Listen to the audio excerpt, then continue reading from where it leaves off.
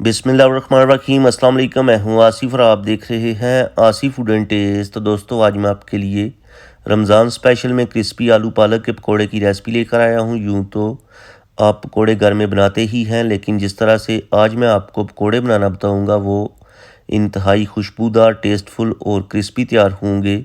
Simple और easy to cook recipe है, video मुकम्मल देखिएगा। तो आइए इन मज़ेदार से क्रिस्पी पकौड़ों को बनाना शुरू करते हैं। बिस्मिल्लाहिर्रहमानिर्रहीम। सबसे पहले एक बाउल लेंगे जिसमें 2 आलू ऐड करेंगे, जिसको हमने छिलके उतारने के बाद अच्छी तरह से वॉश करके बारीक स्लाइसिस में कटिंग कर ली थी। कटिंग आप अपनी मर्ज़ी से कोई सी भी शेप में कर सकते हैं। पालक ऐड करेंगे 1 प्याली, इसकी भी हमने अच्छी तरह से वॉश करने के बाद कटिंग कर ली थी।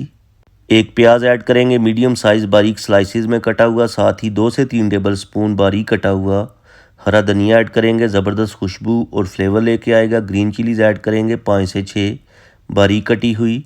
स्पाइसेस ऐड करेंगे, स्पाइसेस में 1 टीस्पून नमक टेस्ट के according, 1 teaspoon red chilli powder, 1 teaspoon chilli flakes और 1/4 टीस्पून हल्दी पाउडर ऐड करने के बाद 1 टेबल स्पून खुश्क धनिया साबुत इस तरीके से हाथ के ऊपर मसल के ऐड करेंगे। पाउडर का इस्तेमाल आपने नहीं करना, इसी तरह ही आप धनिए को ऐड कीजिएगा, ज़बरदस्त खुशबू और ख़ूबसूरती में इजाफ़ा करेगा। इसी तरह ही 1 टीस्पून साबुत ज़ीरा हाथ के ऊपर मसल के ऐड कर लीजिएगा।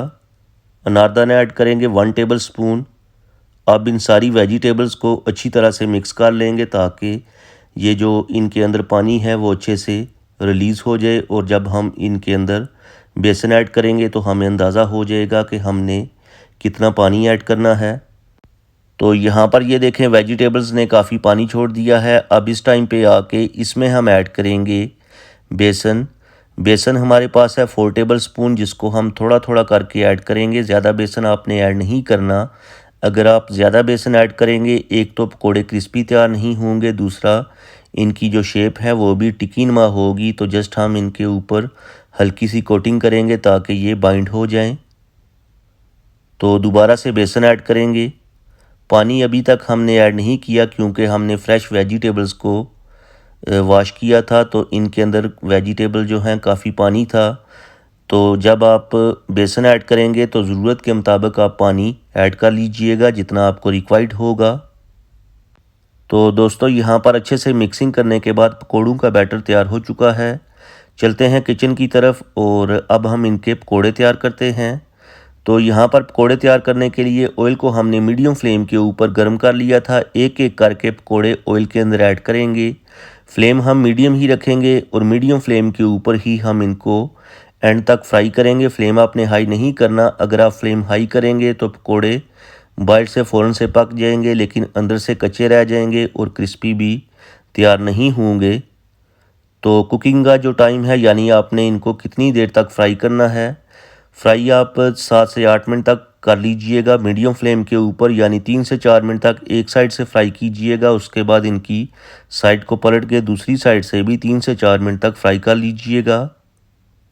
और दोस्तों, इसी दौरान चैनल पे नए हैं तो प्लीज़ चैनल को सब्सक्राइब कर लें, इससे हमारी हौसला अफजाई होती है, हमें मोटिवेशन मिलता है कि आपको हमारा जो काम है पसंद आता है। और अगर आपने पहले से हमारे चैनल को सब्सक्राइब कर लिया है तो थैंक यू सो मच। तो चलें जी, यहाँ पर हमारे क्रिस्पी पकौड़े तैयार हो चुके हैं। करते हैं डिश आउट और उसके बाद आपको दिखाते हैं फाइनल लुक। होप कि आपको आज की रेसिपी पसंद आई होगी। आप इन क्रिस्पी पकौड़ों को ज़रूर ट्राई करें, अपनी फैमिली और फ्रेंड के साथ शेयर करें, साथ में ग्रीन चटनी के साथ सर्व करें। इंशाल्लाह सब घर वाले आपकी तारीफ़ करेंगे। और अगर आपने आज कुछ भी अच्छा सीखा है तो वीडियो को लाइक और शेयर कर दें। चैनल पे नए हैं तो प्लीज़ चैनल को सब्सक्राइब कर लें ताकि आपको मेरी नई नई वीडियोज़ और फूड आइडियाज़ देखने को मिलें। और आगे रमज़ान आने वाला है तो इंशाल्लाह रमज़ान के हवाले से आपको नई नई वीडियोस मिलेंगी। अब मैं आपसे ज़्यादा चाहूँगा अगली वीडियो तक दुआओं में याद रखिएगा। अपना और अपनी फैमिली का बहुत ज़्यादा ख्याल रखें। अल्लाह हाफिज़।